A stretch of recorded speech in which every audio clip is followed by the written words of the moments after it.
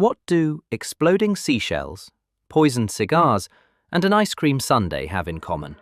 They were all part of actual plans to kill one man, Fidel Castro, the revolutionary who ruled Cuba for nearly half a century and somehow survived more than 600 attempts on his life. Yes, 600. Depending on who you ask, it might even be 638. Fidel didn't just outlast his enemies, he made a career of it. In a century full of coups and assassinations, he became the man who refused to die.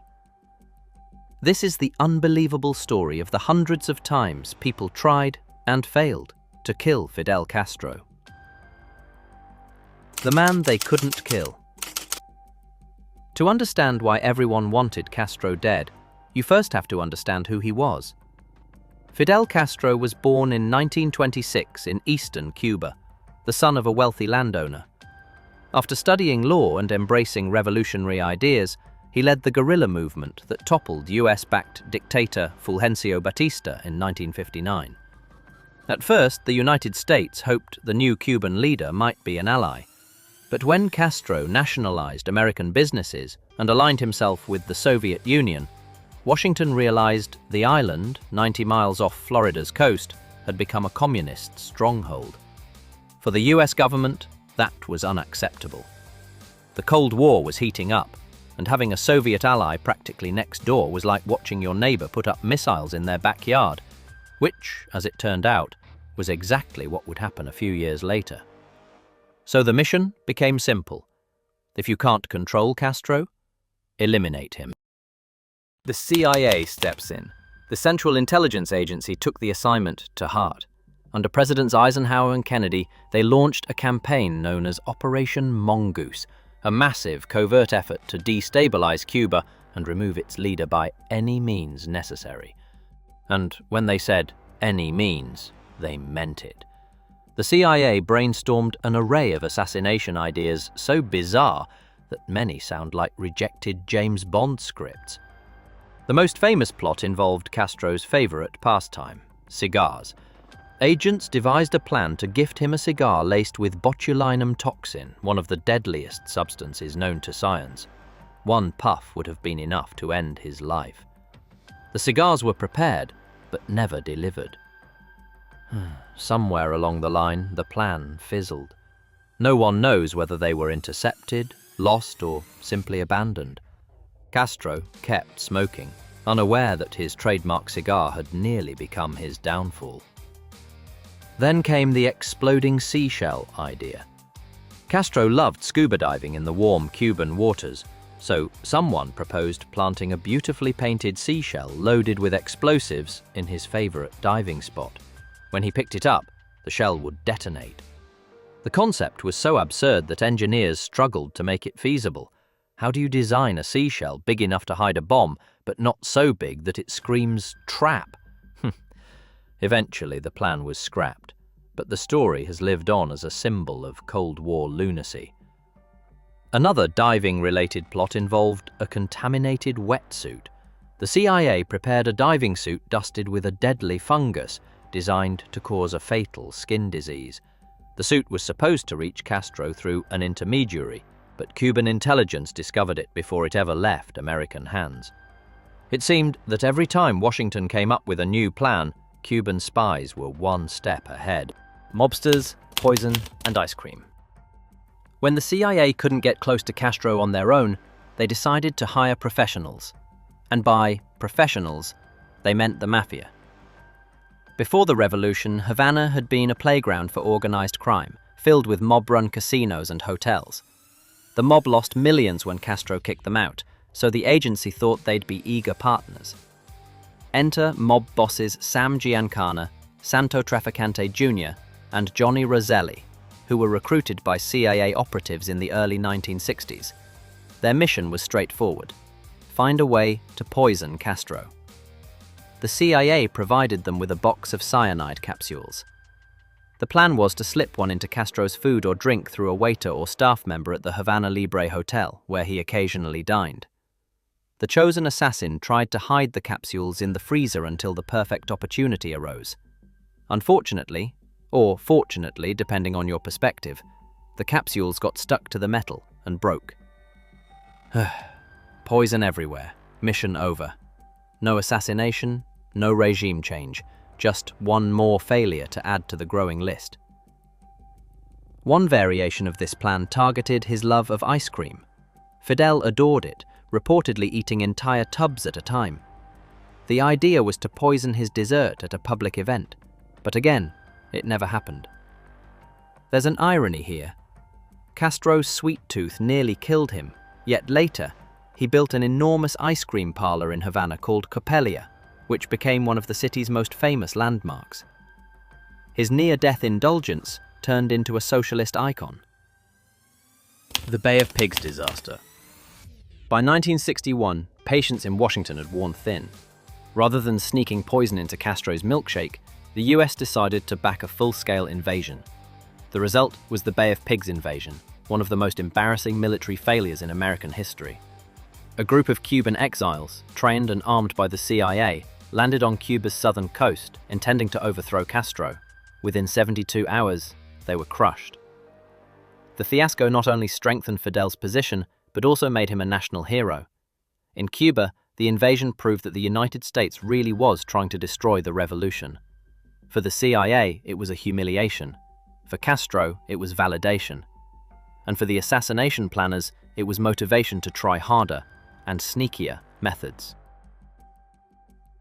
Castro's secret weapon, counterintelligence.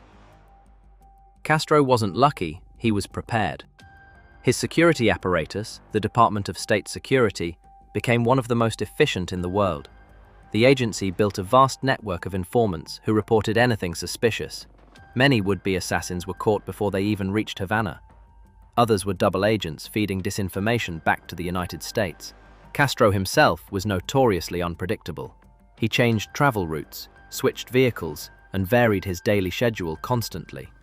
He used body doubles, wore disguises, and even altered his beard dye so enemies wouldn't recognize him easily. He reportedly told his guards, "If you see someone with a beard like mine, don't shoot. It might not be me." In 1985, he gave up cigars altogether, claiming he wanted to set an example for public health. But those close to him believed he quit because he no longer trusted that his cigars were safe. Every failed attempt only made him more cautious and more legendary. The post-Cold War plots. When the Soviet Union collapsed in 1991, the world assumed that Castro's time was running out. Without Soviet aid, Cuba's economy was crumbling. Yet even in this fragile state, he managed to survive, politically and physically. And still, people kept trying to kill him. In the 1990s, anti-Castro exile groups based in Miami continued to organize attacks.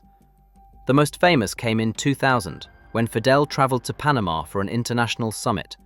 A team led by Luis Posada Carriles, a former CIA operative with a long history of anti-Castro activity, plotted to blow up the auditorium where Castro was scheduled to speak. The plan involved 200 pounds of explosives hidden under the stage, but as always, Cuban intelligence was a step ahead.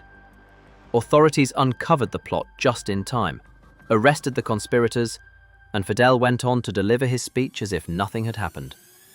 He even joked about it later, saying he'd lost count of how many times people had tried to kill him that year alone.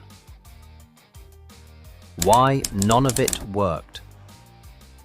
Looking back, historians have tried to understand why more than 600 assassination attempts all failed. Part of the answer lies in the sheer chaos of it all. There were too many agencies, too many operatives, and too many conflicting goals. The CIA, the Mafia, Cuban exile groups, and rogue mercenaries all worked independently, often without coordination. Then there was Cuban counterintelligence, which proved remarkably good at uncovering plots. Their network of double agents fed constant information to Havana about who was planning what. But perhaps the biggest reason for the CIA's failure was Castro himself. Despite his fiery speeches and revolutionary bravado, he was a cautious man in private. He never let his guard down. He trusted only a tiny inner circle, and he kept his movements secret until the last possible moment. And of course, many of the plans were just plain absurd. Poisoned cigars, exploding seashells, a ballpoint pen filled with poison gas.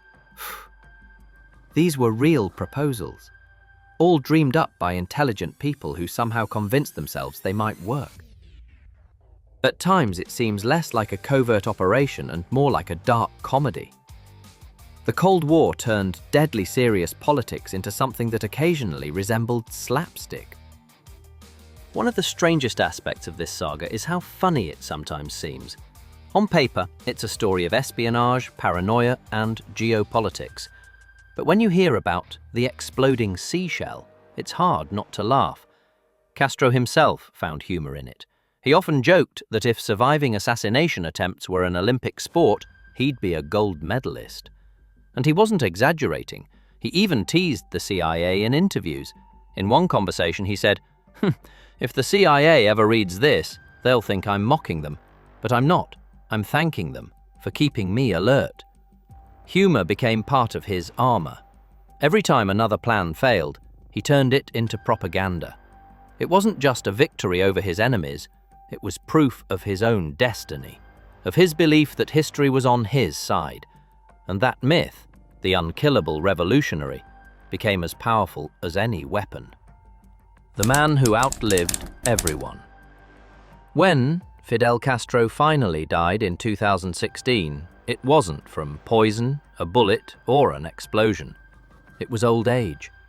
He had survived the Cold War, a US trade embargo that lasted decades, and countless assassination attempts. He outlasted 10 American presidents, from Eisenhower to Obama, and watched the Soviet Union itself collapse before he ever stepped down from power.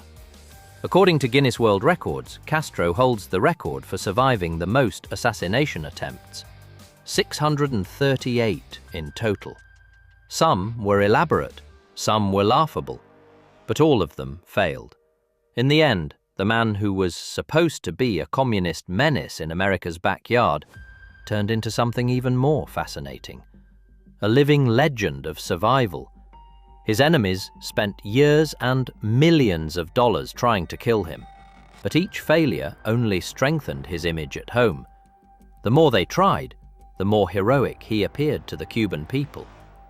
That irony might be his greatest victory, because the harder the world tried to erase him, the more unforgettable he became.